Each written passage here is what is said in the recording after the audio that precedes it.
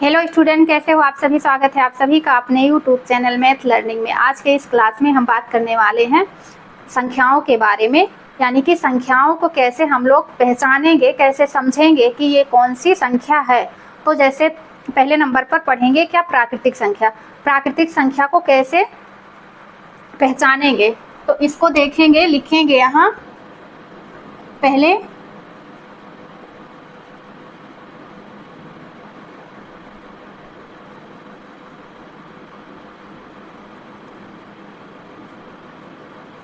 प्राकृतिक संख्या, प्राकृतिक संख्या को कहते हैं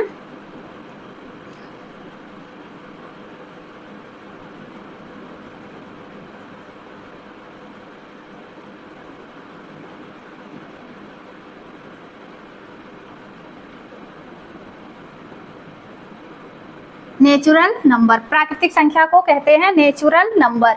इसे n से रिप्रेजेंट करते हैं। किससे करते हैं? n से, कैपिटल n से। इसे कैपिटल n से दर्शाते हैं, रिप्रेजेंट करते हैं। अब देखेंगे प्राकृतिक संख्या कहते किसे हैं। गणना की जाने वाली संख्याओं को क्या कहते हैं? प्राकृतिक संख्या कहते हैं। जैसे हमें किसी वस्तु को गिनना हुआ, काउंटिंग करना हुआ, तो हम लोग कैसे गिनेंगे? 1 2 3 4 5। ये जो हम लोग गणना कर रहे हैं, गिन रहे हैं, इसी को क्या कहते हैं? प्राकृतिक संख्या कहते हैं। और ये कहाँ से शुरू होती हैं? 1 से, 1 से शुरू होती हैं। जैसे 1 2 3 4 5 6 7 और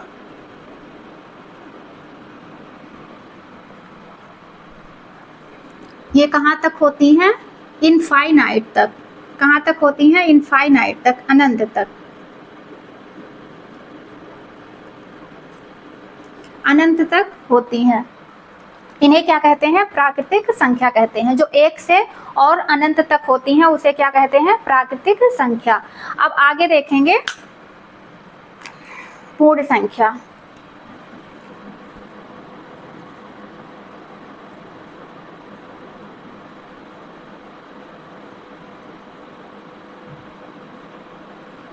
पूर्ण संख्या, पूर्ण संख्या को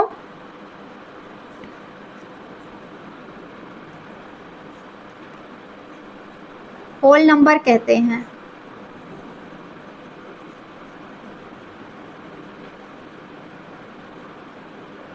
होल नंबर।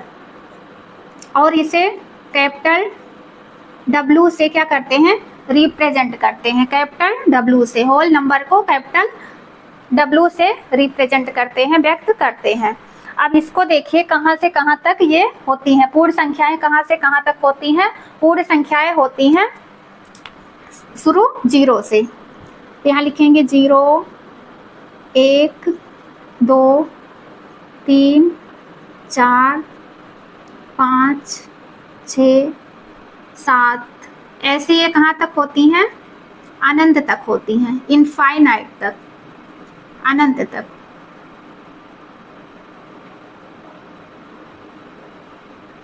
ये भी कहाँ तक होती हैं? अनंत तक।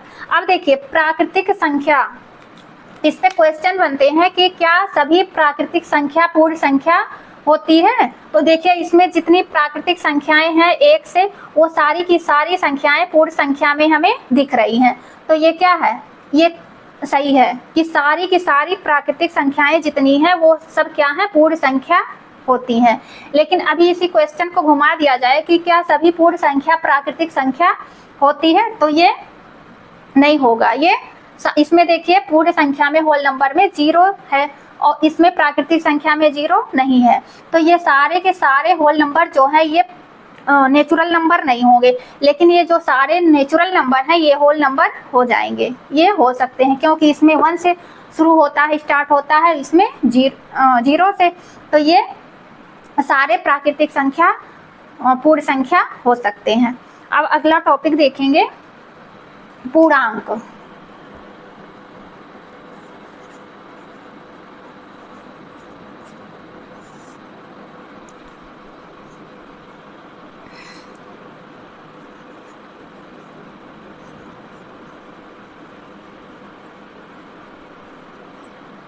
पूर्णांक, पूर्णांक को देखिए इंटीजर, इंटीजर कहते हैं, क्या कहते हैं, इंटीजर कहते हैं। अब ये देखिए ये पूर्णांक क्या होते हैं, ये तो न, अब देखिए पूर्णांक, पूर्णांक को क्या कहते हैं, इंटीजर, और इसे आई से रिप्रेजेंट नहीं करते हैं। जैसे यहाँ देखिए पहला, यहाँ नेचुरल में जो पहला लेटर से था एन, वो यहाँ आके कैपिटल एन से इसे नेचुरल नंबर से होल एन से रिप्रेजेंट किया गया, और ये होल नंबर को डब्ल्यू से, लेकिन यहाँ आई से नहीं होगा, ये क्या होगा, ये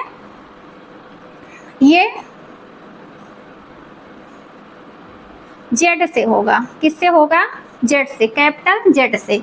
अब ये देखेंगे, अब इसमें देखिए आप लोग कहेंगे कि ये नेचुरल नंबर को तो एन से रिप्रेजेंट किया गया और होल नंबर को डब्ल्यू से, लेकिन यहाँ आई को जेड से क्यों नहीं प्रदर्शित किया गया, व्यक्त किया गया। तो ये क्या है, ये यहाँ देखिए, ये यहाँ पर ये हमारे पास जो जेड है, जो जेड है ये क्या है, ये जर्मन भाषा का शब्द है, ये जर्मन भाषा का शब्द है। जेड का मतलब होता है जेहलीन, जेहलीन का मतलब क्या होता है, गिनना, किसी वस्तु को गिनना। तो ये यहाँ इसलिए जेड यहाँ रिप्रेजेंट होता है, ये जर्मन भाषा का शब्द है। यहाँ हमारे पास ये जो दिख रहा है जेड, ये जर्मन भाषा का शब्द है, इसका मतलब होता है गिनना। अब इतना आप लोगों का क्लियर हो गया होगा, कोई दिक्कत नहीं होगी। इंटीजर, पूर्णांक की इंग्लिश क्या होती है, इंटीजर। जेड का मतलब आप समझ गए। अब इसको कैसे दिखाएंगे, कैसे व्यक्त करेंगे कि ये कहाँ से कहाँ तक होती है। तो ये होगी 0 से, ये होगी 0, और सीधे हाथ पर चलेंगे हम लोग तो यहाँ क्या मिलेंगे, पॉजिटिव संख्याएं मिलेंगी, और दाएं हाथ चलेंगे तो क्या मिलेंगे, निगेटिव संख्याएं मिलेंगी। तो सीधे पे क्या मिलेंगी, पॉजिटिव 1 2 और 3 4 5 6 7 8, और ये कहाँ तक जाएंगी, इनफाइनाइट तक। कहाँ तक जाएंगे, इनफाइनाइट तक, अनंत तक जाएंगी ये संख्याएं। कहाँ तक जाएंगी, अनंत तक। और इधर भी रहेंगी ये माइनस में, -1 -2 -3 -4 -5 ये कहाँ तक होंगी, ये भी कहाँ तक होंगी, इनफाइनाइट तक। देखिए इंटीजर में धनात्मक भी होता है और ऋणात्मक भी होता है, दाहिने साइड धनात्मक और बाएं साइड ऋणात्मक। तो ये धनात्मक में भी अनंत तक होता है और ऋणात्मक में भी अनंत तक। अब देखेंगे सम संख्याएं, आगे क्या है, सम संख्याएं, सम संख्या। सम संख्या को कहते हैं इवन नंबर।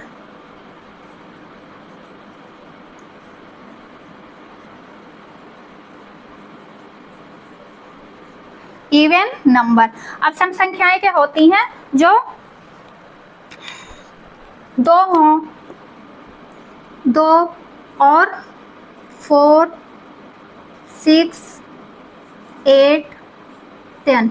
सम संख्याएं किसे कहते हैं, जो 2 से पूरी तरह विभाजित हो जाए, कट जाए, उन्हीं को क्या कहते हैं, इवन नंबर कहते हैं। जो पूरी तरह 2 से कट जाए, विभाजित हो जाए, उसी को क्या कहेंगे, इवन नंबर।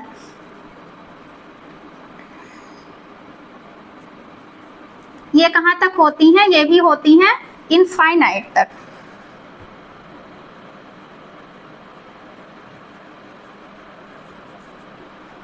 ये भी इनफाइनाइट तक होती हैं। अब अगला है विषम संख्या।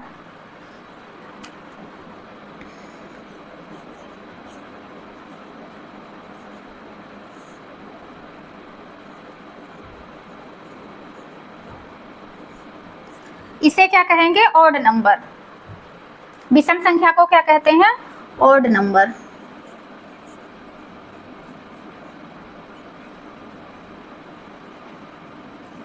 ऑड नंबर जो ऑड नंबर क्या होता है, जो 2 से ना कटे, जो 2 से विभाजित ना हो, उसे क्या कहेंगे, ऑड नंबर। जैसे मान लीजिए 3 है, 3 2 से नहीं कटेगा, 5 है, 7, 9 और 11, 13 और क्या हो गया 14, 15, ऐसे ऐसे ये कहाँ तक जाएंगी, इनफाइनाइट तक, अनंत तक। ये सारी की सारी संख्याएं जो विषम होती हैं ये 2 से नहीं कटती हैं, 2 से विभाजित नहीं होती हैं, और जितनी सम संख्याएं होती हैं वो सारी की सारी क्या होती हैं, 2 से कट जाती हैं, 2 से विभाजित हो जाती हैं। देखेंगे पूर्ण वर्ग संख्या, परफेक्ट स्क्वायर, तो देखेंगे 4 क्या है, पूर्ण वर्ग संख्या है, 9 भी पूर्ण वर्ग संख्या है, और 16 भी क्या है, पूर्ण वर्ग संख्या है, 25 भी पूर्ण वर्ग संख्या है, 36 भी क्या है, पूर्ण वर्ग संख्या है। ऐसे जिसके परफेक्ट स्क्वायर निकलते रहते हैं वो क्या है, वो पूर्ण वर्ग संख्या होती हैं। ये भी क्या होती हैं, इनफाइनाइट तक होती हैं।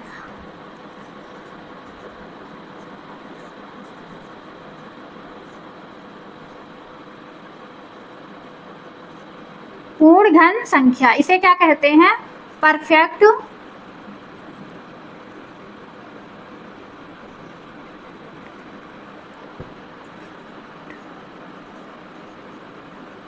क्यूब, इसे क्या कहते हैं, परफेक्ट क्यूब। ये भी देखिए जैसे 2 का क्या हो गया, 2 दूना 4 दूना 8 हो गया, क्या हो गया 8, ये क्या है, ये पूर्ण वर्ग संख्या है। 3 का 3 दूनी 3 त्रिका 9 त्रिक 27, 27 भी क्या है, पूर्ण परफेक्ट क्यूब है। और 64 भी क्या है, 64 भी परफेक्ट क्यूब है। 125 भी क्या है, परफेक्ट क्यूब है। ये भी इसी तरह क्या होते हैं, इनफाइनाइट तक होते हैं, अनंत तक। आगे देखेंगे परमेय संख्या, क्या देखेंगे, परमेय संख्या।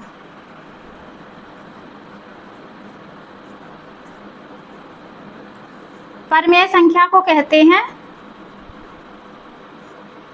Rational number.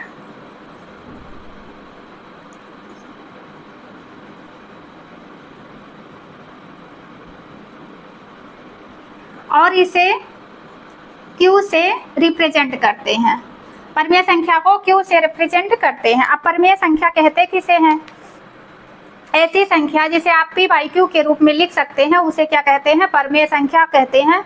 और जहां P और Q क्या है, पूर्णांक है, Q = not 0, Q = not 0। तो यहाँ देखेंगे, लिखेंगे ऐसी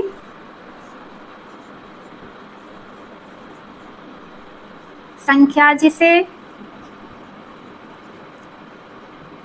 P/Q के रूप में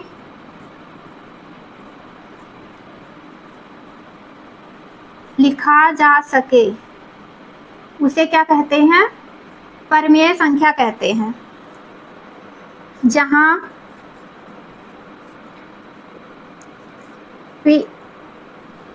P और Q क्या है, पूर्णांक है, तथा Q = not 0। तो इसमें देखिए जो बटे के रूप में लिखा गया हो, जो बटे के रूप में लिखा गया हो उसे क्या कहते हैं, परमेय संख्या।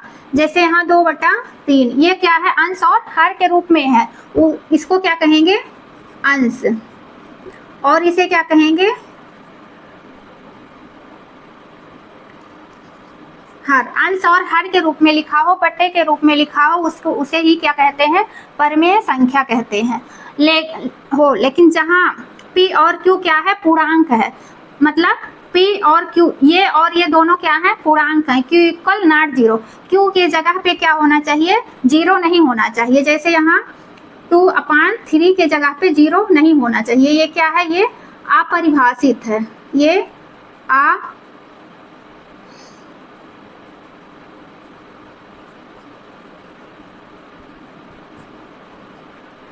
अपरिभाषित है। क्यू के जगह पे 0 नहीं होना चाहिए। और परमेय संख्या किसे कहते हैं, जैसे 0 हो, 0 भी एक क्या है, परमेय संख्या है। एक भी परमेय संख्या, क्योंकि 0 के बटे में हम लोग क्या करते हैं, 1 लिख सकते हैं, 1 के बटे में 1 लिख सकते हैं। -2 ये भी परमेय संख्या है, इसके बटे में 1 लिख सकते हैं। -3 इसके बटे में हम लोग क्या करेंगे, -5 लिख सकते हैं। ये भी क्या है, परमेय संख्या है, बटे के रूप में है। लेकिन यहाँ 3 के नीचे क्या 0 नहीं लिख सकते हैं, ये क्या है, ये अपरिभाषित है, ये नहीं लिख सकते हैं। अब आगे देखेंगे अपरिमेय संख्या।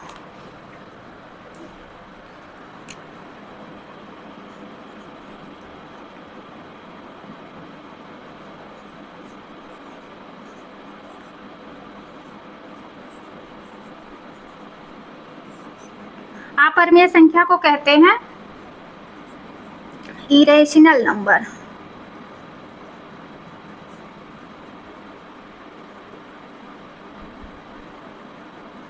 इरेशनल नंबर, अपरिमेय संख्या को कहेंगे इरेशनल नंबर। अपरिमेय संख्याएं होती क्या है, इसको चाहे ऐसे आप बता सकते हैं कि ऐसी संख्याएं जिसे p बाई क्यू के रूप में ना लिखा जा सके उसे अपरिमेय संख्या कहते हैं, या इस तरह भी कह सकते हैं कि ऐसी संख्या जिसके परफेक्ट स्क्वायर ना निकले उसे भी क्या कहते हैं, अपरिमेय संख्या कहते हैं। तो यहाँ देखिए √2 ये क्या है, ये अपरिमेय संख्या है। और √3 ये भी क्या है, अपरिमेय संख्या। अभी हम √2 के स्क्वायर निकालेंगे, स्क्वायर तो क्या हो, स्क्वायर रूट तो क्या होगा, ये नहीं निकलेगा। √3 के निकालेंगे तो ये परफेक्ट स्क्वायर नहीं निकलेगा। लेकिन √4 का निकालेंगे जब, तो इसका इस परफेक्ट स्क्वायर निकलेगा। इसका परफेक्ट स्क्वायर रूट क्या होगा, 2 होगा। तो ये क्या है, ये अपरिमेय, ये परमेय है, ये अपरिमेय नहीं है, इसको परमेय में रखेंगे। √4 क्या है, परमेय संख्या है। और यहाँ है √9 ये भी क्या है, परमेय संख्या है। इसका हम जब लोग स्क्वायर रूट निकालेंगे तो कितना निकलेगा, 3 निकलेगा। तो ये भी क्या है, परमेय संख्या है। √9 ये भी क्या है, परमेय संख्या है। और जो संख्याएं, जैसे हमें भाग देना हो जिसका दशमलव प्रसार हो, वो पूरी की पूरी तरह जो कट जाता है, जैसे मान लीजिए 3.333 ये क्या है, ये परमेय संख्या है। लेकिन ये सारी की सारी क्या है, ये परमेय संख्या है। और यहाँ जैसे मान लीजिए 0 ये क्या है,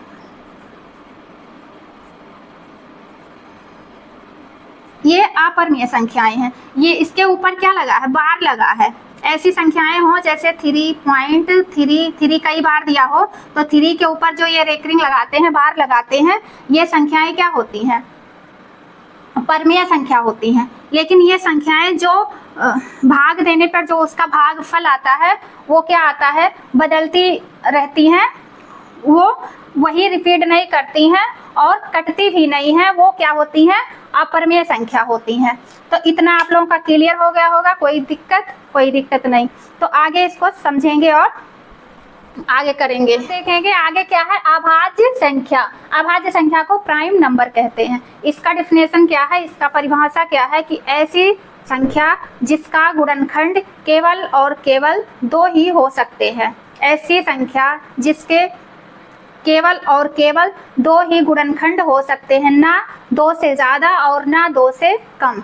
एक तो 1 होता है और दूसरी वो संख्या स्वयं होती है। एक संख्या तो एक से जैसे कोई संख्या हो 1 से तो कट जाती है और वो संख्या स्वयं होती है, उसी को क्या कहते हैं, अभाज्य संख्या कहते हैं, प्राइम नंबर्स।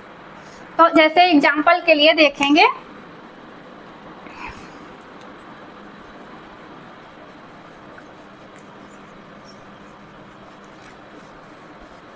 यहाँ डिफिनेशन लिख लेंगे, ऐसी संख्या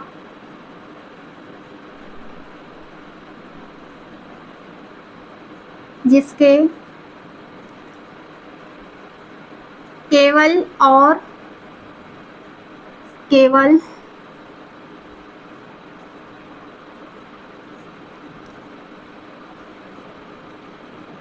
2 ही गुणन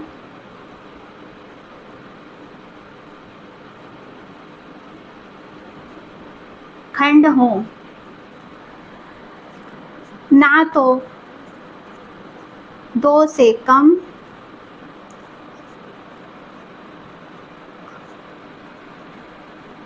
और ना तो 2 से ज़्यादा।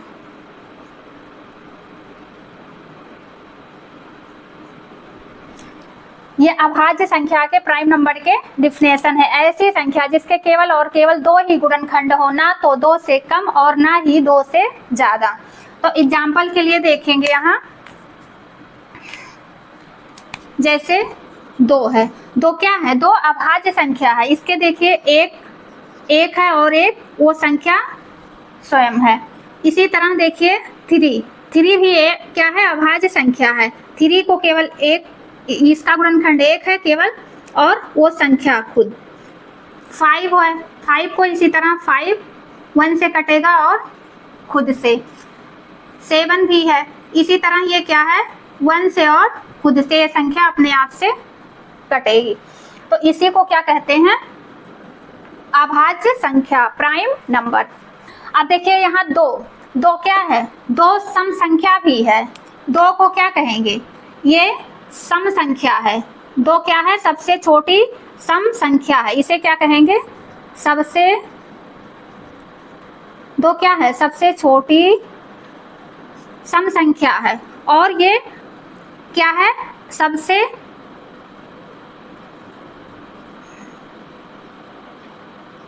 छोटी अभाज्य संख्या भी है। क्या है, अभाज्य।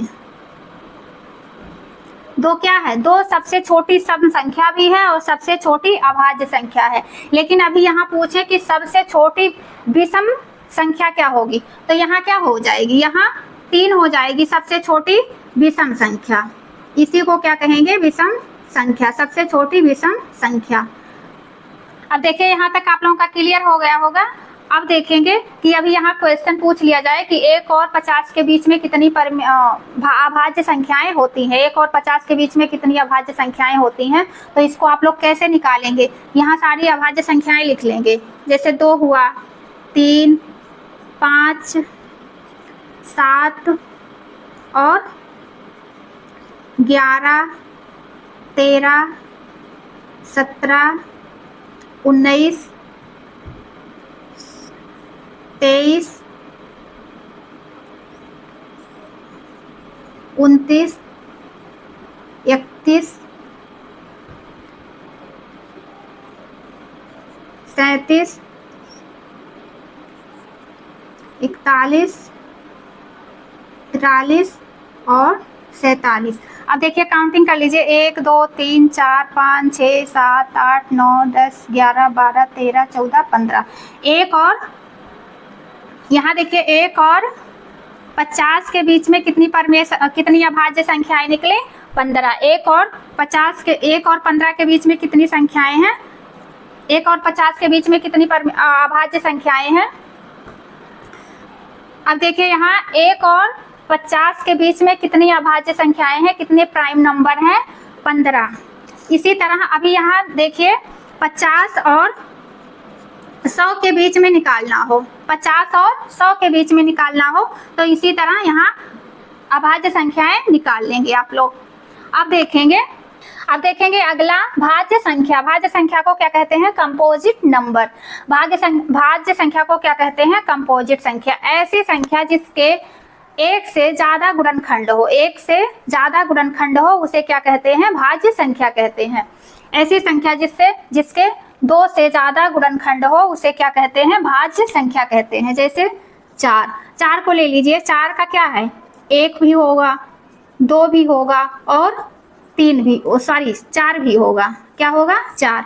इसी तरह 6 ले लीजिए, 6 का 1 भी होगा और 2 भी होगा और 3 भी होगा और 6 भी होगा। तो ये क्या है, ये सारी के सारी क्या है, भाज्य संख्याएं हैं। 8 ले लीजिए, 8 का 1 भी होगा, 2 भी होगा और 4 भी होगा। 8 खुद वो संख्या होगी। जिसके 2 से ज्यादा गुणनखंड हो, उसे क्या कहते हैं, भाज्य संख्याएं कहते हैं।